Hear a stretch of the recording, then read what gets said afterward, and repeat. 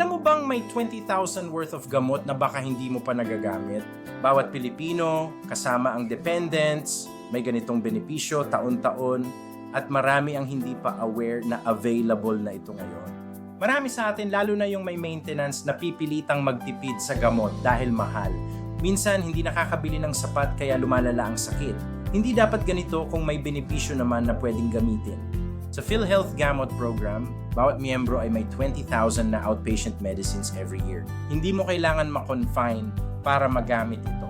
Basta yakap member ka at may gamot prescription, covered ka. Mga gamot para sa diabetes, alta presyon, hika, infection, pati paracetamol at oresol kasama sa listahan. May 75 medicines na sakop at 21 dito ay galing sa yakap program. Mas madali, mas accessible at mas magaan sa bulsa ng bawat pamilya. Ako si Dr. Zero mula sa Olongapo City Health Department. Ang unang hakbang ay pumunta sa pinakamalapit na health center para magpayakap. Doon ka makakakuha ng consult at gamot prescription para maklaim ang benepisyo. Follow me para sa iba pang health tips at updates.